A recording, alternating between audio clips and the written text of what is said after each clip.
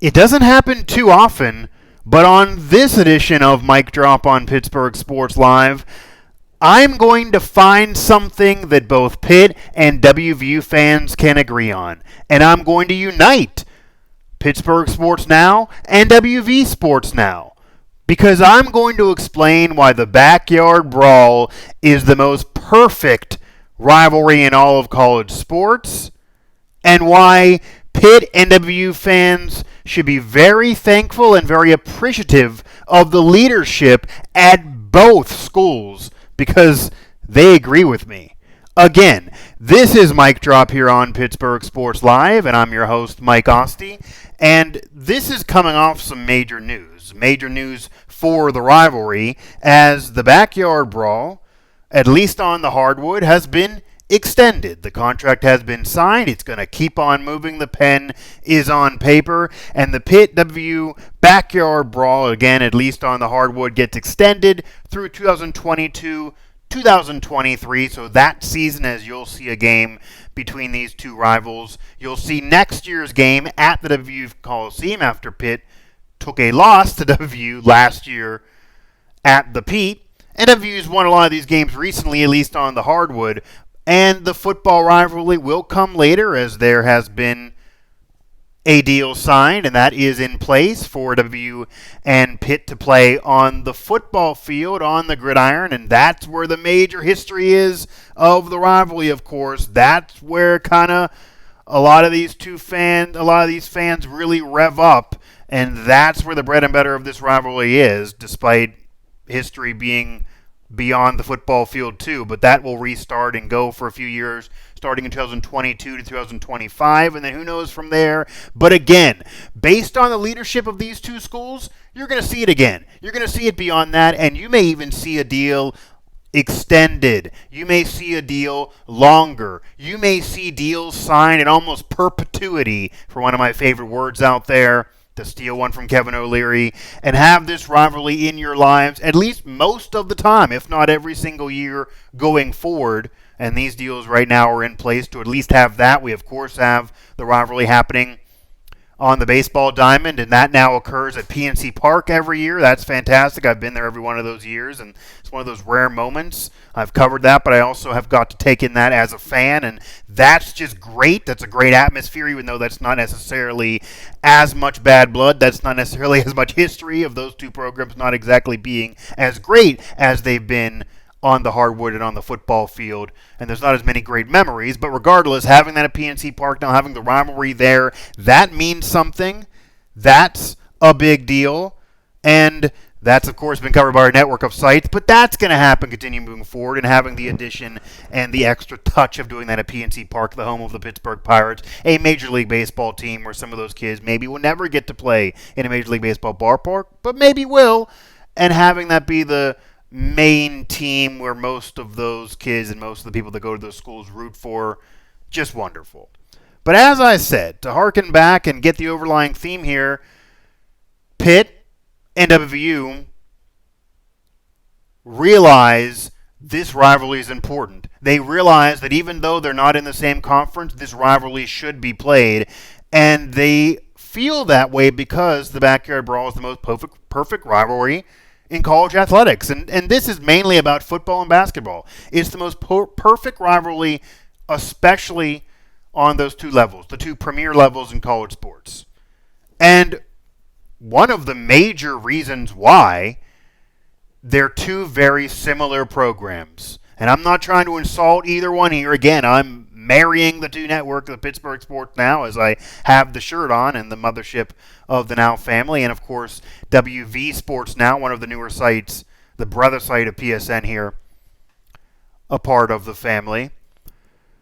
But they're two similar programs, at least in the last 30, 40 years for sure, and that is mostly football and basketball wise, where they're good programs. There's been success there, maybe more than others in terms of maybe more football-wise for WVU, maybe at times more basketball-wise for Pitt, but then again, a lot of basketball success as well for WVU, at least recently, for sure, 2010 to now, basically, and before that, it was Pitt, and WVU had their run in football for sure. We all know about what Pitt did in 2007 to stop that from being even more in 13-9. But Pitt's had their moments, even though it's been mostly mediocrity. But regardless, they're both in major conferences. They're both middle-of-the-road, good quality programs. Yes, WVU, for WVU fans, has been better.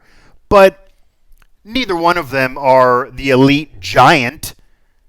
Football-wise, WVU and basketball-wise too, they're behind other prominent schools in the Big 12 now. They're currently in the Big 12. Basketball-wise, they're good. They've been to a Final Four in the last decade. They have a Hall of Fame coach. They have multiple Sweet 16s, Elite Eights, etc. There've been star players there, NBA players there. It's a good program, but they're not Kansas.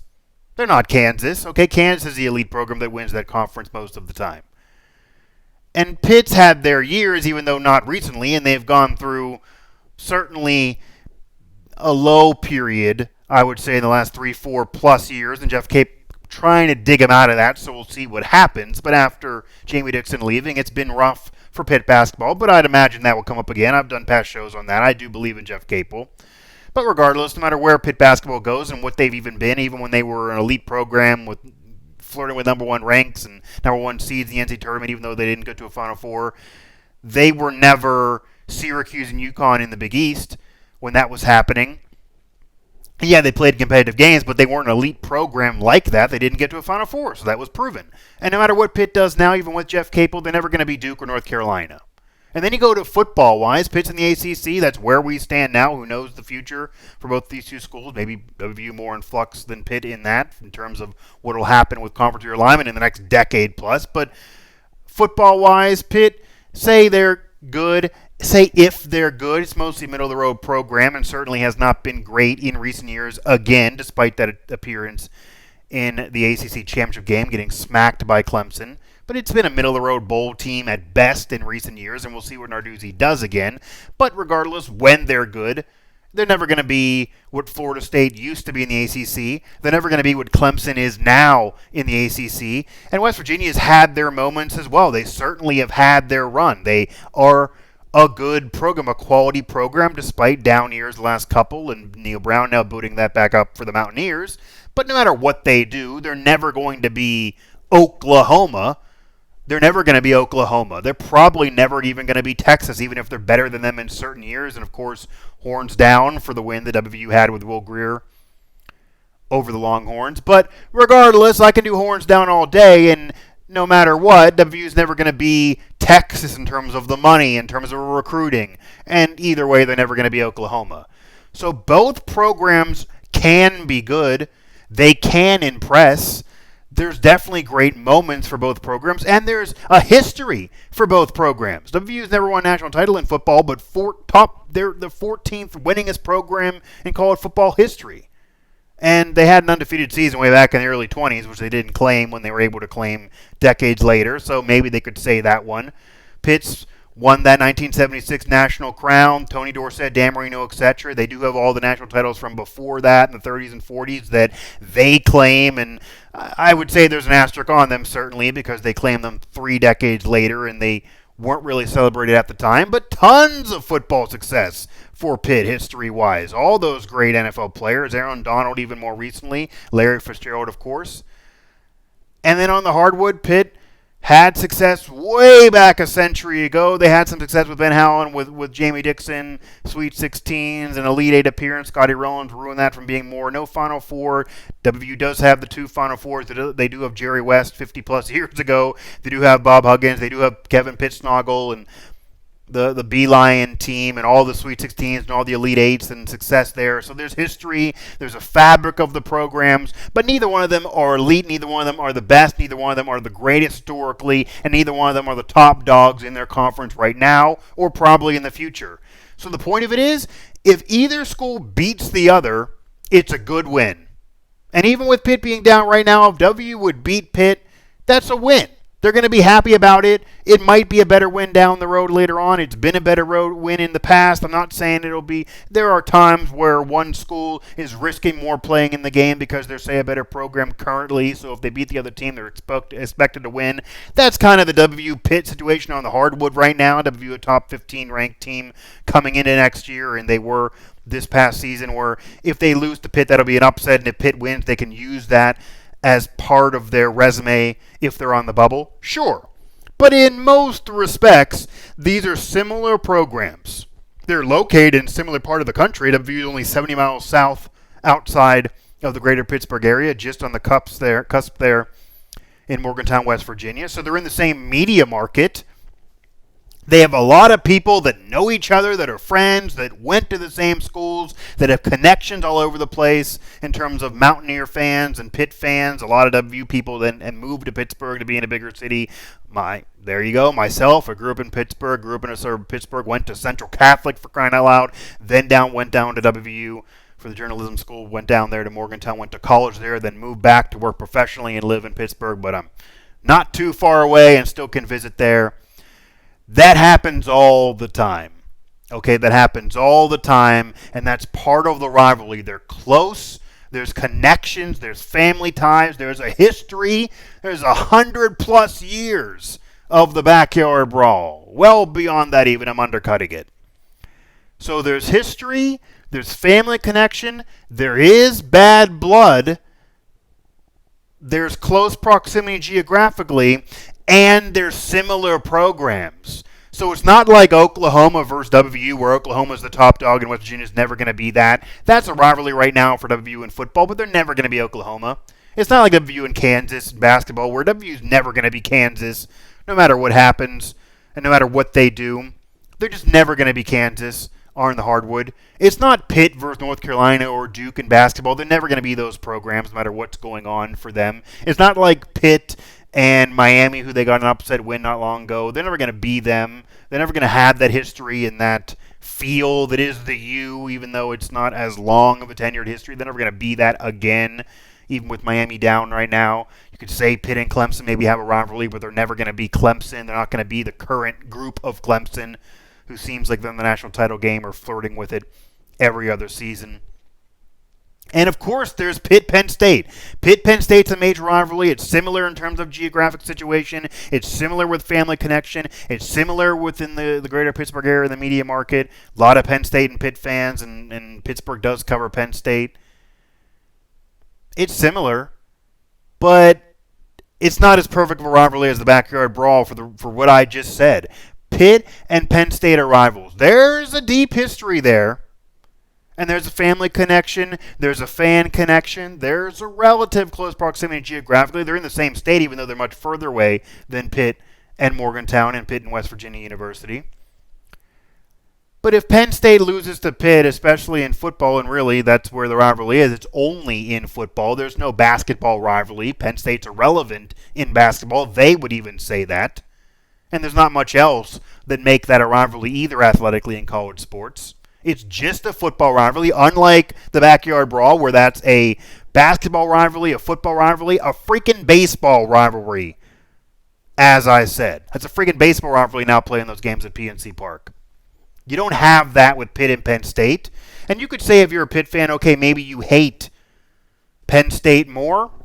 I know Pitt fans that hate Penn State more than WVU. Maybe that's just because there's more a recency thing. I don't know. Maybe there's more history. Maybe there's more bad blood because maybe they're more jealous of Penn State and Joe Paterno, and Paterno didn't want to play Pitt for all those years.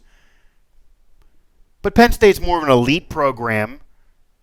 Penn State's a team that's in the top 10 more often in football, that's vying for a national title more often. This is certainly, at least recently, the situation. Maybe wasn't the case, of course, prior to Paterno or even the 70s and earlier. But since Paterno got there, certainly since the 80s onward, at the very least after Marino, our lifetime, my lifetime, I'm assuming who you are watching this, your lifetime, Penn State's been the better program. And Penn State's been a national contender more often.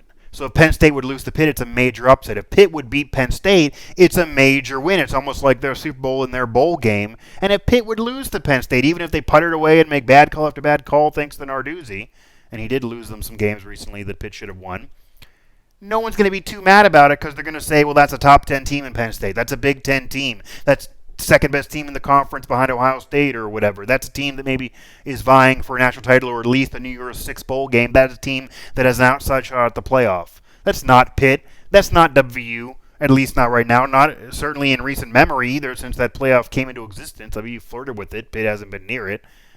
And Penn State's been knocking at that door for several years.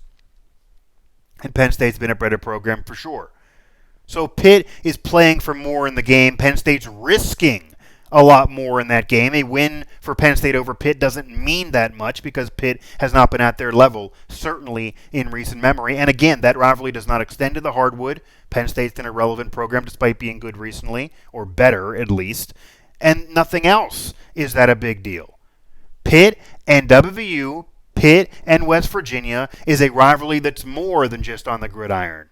It has a history, a rich history. It has success. It has it has bad blood. It has a fan connection of fans being close and a lot of connections there within fan families. All on the hardwood, on the baseball diamond, and on the football field. So the Pitt WVU rivalry, the Backyard Brawl, extends multiple sports. It's close geographically. There's a connection with people who are fans of one and fans of the other and different connections all in one family. There's tons of great moments from Deshaun Blair to Ben Holland and Jamie Dixon and John Beeline and then Bob Huggins' group to Deshaun Butler's time to Kevin Pitsnoggle, who was a star at WVU and had a name that sounded like Pittsburgh, as weird as that was, to the football field and the gridiron with the Pat White, Steve Slayton group, Pat McAfee group, Dave Wannstedt's group, Larry Fitzgerald being there before. There's a rich history of the Backyard Brawl football-wise. There is. I did a show with Mike Logan back here through the channel. You can also catch it, Steelers Now and WV Sports Now, and of course throughout Pittsburgh Sports Live.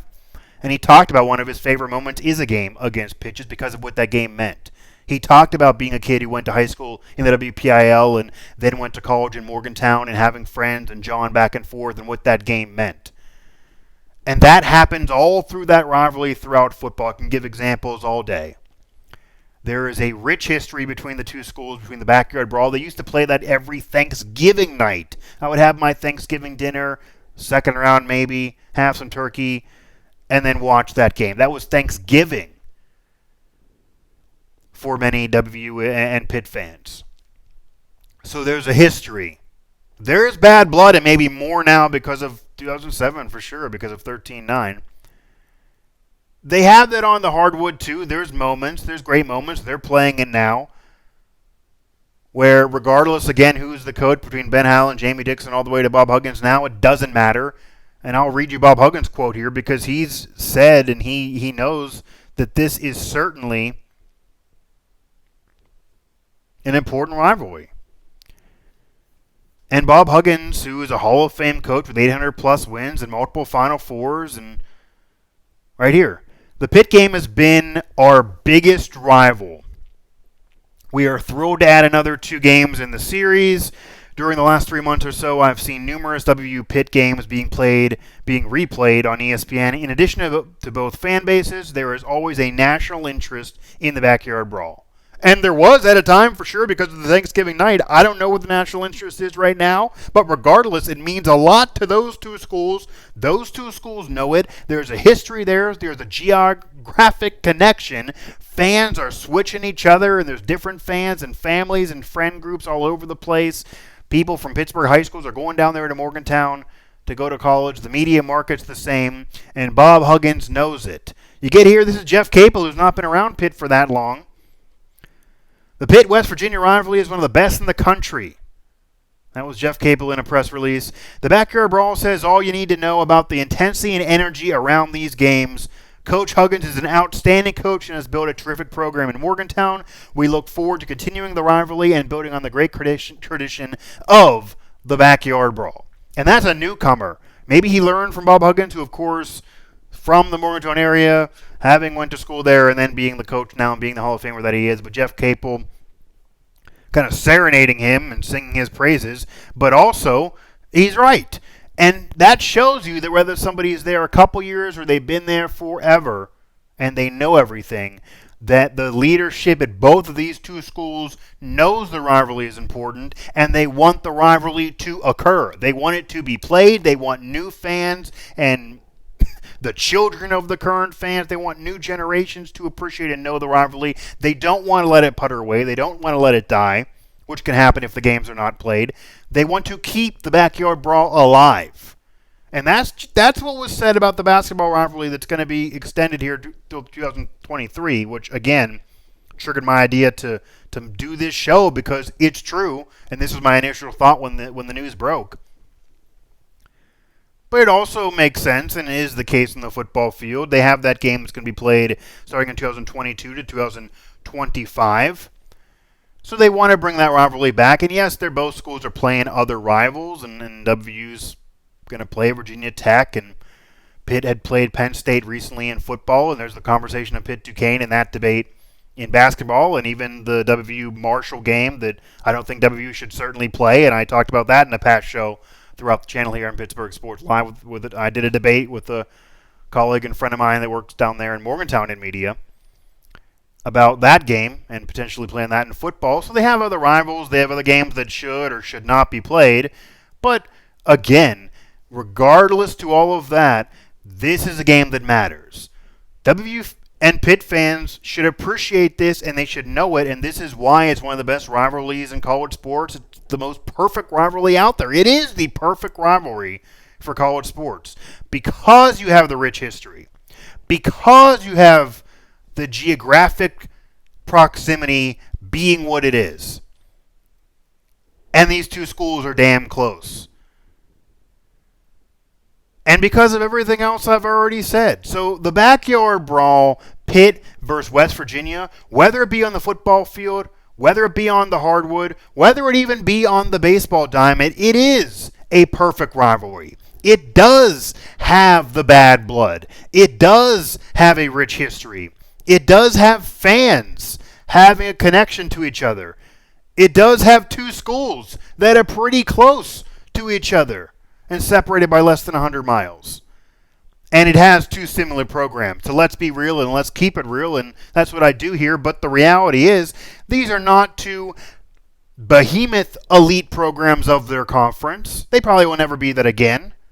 But they're also not bottom feeders of the conference. They're both, a lot of the time, consistently in the middle of the conference. Sometimes one's good, the other one's not. Sometimes the pendulum switches the other way. Either way, these are good quality programs for the most part, certainly historically, certainly recently. Maybe not as great as you would like, and certainly there's room to criticize Narduzzi. There's room to say that Jeff Cable needs to turn it on more. There's room to say Bob Huggins can't putter away down the stretch and maybe got to maximize the opportunity, even though I think they actually overachieved last year. There's room to say Neil Brown, who's new, maybe has a year or so to keep it moving. I said you have reasonable expectations, but you can't wait forever for the man. And there's room to say Dana Holgerson underachieved despite some success early on with all that talent. Sure. Said it on past shows. Other people have said it, no matter who you're covering. Definitely true. Absolutely. But regardless, they're two similar programs. They're certainly two similar programs in the last 30-plus years. They both do have a rich history in their respective categories. WVU being a better, I would say, historic basketball program. Pitt being a better historic football program, but WVU not that much worse. Whereas Pitt not that much worse than the Mountaineers in basketball. And, of course, baseball, it's kind of a wash. So, again, this is the perfect rivalry. Yes, there's Duke, North Carolina in basketball. Yes, there's Auburn, Alabama in football. There's Texas, Oklahoma in football. There's rivalries out there. There's even Pitt, Penn State. There are rivalries. WVU and Virginia Tech for a brief period of time. Florida State, Miami. Florida State, Florida. There are rivalries out there. USC, Notre Dame, whatever you want to say. Michigan, Ohio State, of course. Maybe you want bad blood. There's bad blood there. There's history. You want history. There's history there. But they're not all in the same media market. That's the difference. WVU and Pitt, same media market, same Pittsburgh media market. Media covering both ends. Fans having an opportunity to go to those games pretty easily because the schools are so close. Closer than a lot of the other schools that I mentioned in terms of those rivalries. There's history across multiple sports. Duke, North Carolina is one sport. It's basketball. They don't care. That rivalry it's there, but it's nothing to talk about in any other sport. Pitt, Penn State, it's there in football. That's it. And Penn State doesn't even want to play it. USC, Notre Dame, it's basically a football rivalry. Miami with any of the other Florida schools, we're looking at a football rivalry. Miami's not bringing it enough on the basketball court. Okay, Oklahoma, Texas, that's a basketball rivalry even though they play or that's a football rivalry even though they play in basketball as well. Ohio State, Michigan, they play in basketball. Jalen Rose hated Ohio State, called them the Ohio State FIs and all of that. We know he watched the Fab Five, but that was not as much of a rivalry as it is on the football field. Not nearly the same. The backyard brawl in basketball and the backyard brawl in football are pretty damn equal. I would say there's more bad blood and more history in football. There's certainly been around longer. But I'll put it to you this way.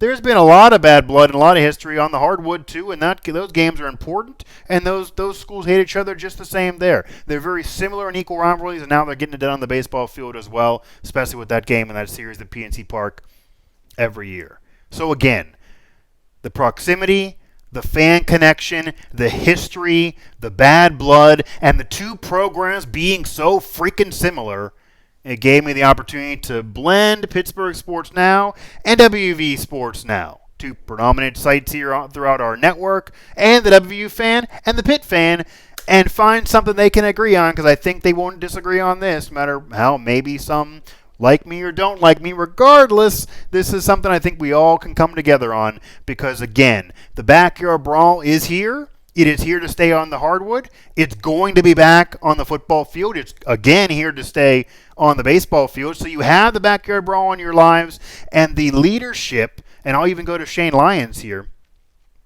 We are certainly pleased. Where do I have it? Yeah, here we go. We are certainly pleased to extend the men's basketball series between West Virginia and Pitt. I've said numerous times that one of my first goals as athletic, and I got to say this clearly here because this is big again. This is a guy who hadn't been there that long, that got there after the rivalry had stopped being played, but like Jeff Capel in basketball for Pitt, he understands the importance, and you can hear these same type of quotes on the football field as well. I've said numerous times that one of my first goals as athletic director was to renew the football and basketball series with Pitt because it is good for both schools. And that's where it is. It is good for both schools. It really, really is. They're similar programs. The win would mean something to both schools. The loss would not kill either school. And the fans love it. That's all you need. That's really what you need. And you get more than the other rivalries in that because of that close connection. And those rivalries don't all want to be played. Penn State doesn't want to play Pitt. Pitt doesn't want to play Duquesne. We know all about it. WVU doesn't want to play Marshall.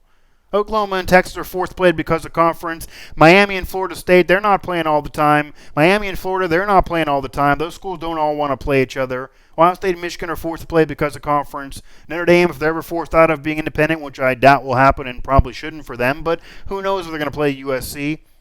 They're doing that for a schedule, not so much to do anyone any favors.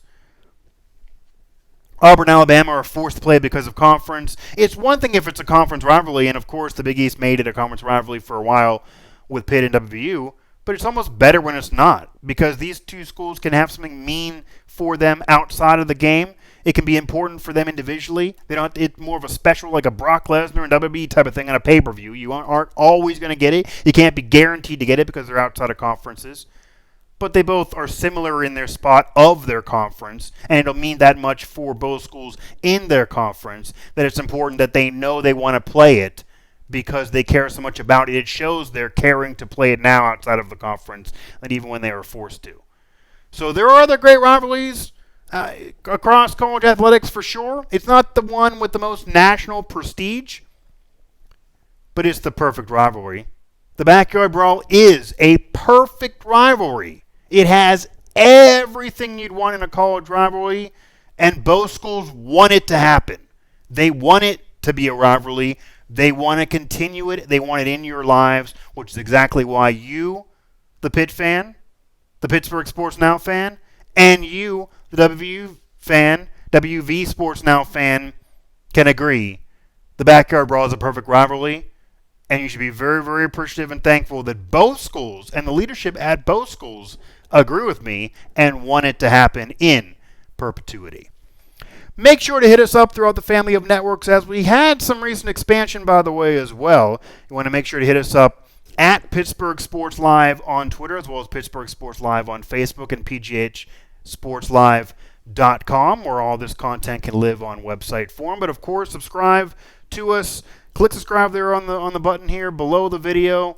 Help us get the content to you there. Help us build those subscriptions. Help us keep the lights on here, even if it's a home studio, but help us keep the network moving there and subscribe to Pittsburgh Sports Live. You also want to hit up Pittsburgh Sports Now, of course, WV Sports Now, Steelers Now, Pittsburgh Hockey Now, Pittsburgh Soccer Now, and our newest member of the Now family, Pittsburgh Golf Now, where Matt Geica is heading up that network. There's a lot of great golf courses around, a lot of golf scene going on here. I golf. There's a golf scene, more than many of you would have thought.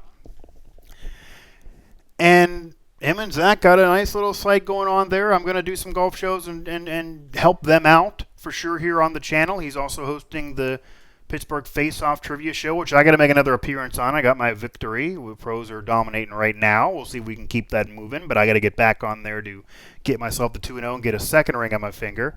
But regardless, if you want to be a fan, if you want to shut me up, if you want to put anyone else in our place, hit up Matt and jump on Pittsburgh Sports Face-Off. Maybe you go head-to-head with me. But you want to find us at PGH Sports Live on Twitter, of course, at PGH Sports Now for Pittsburgh Sports Now, and at WV Sports Now.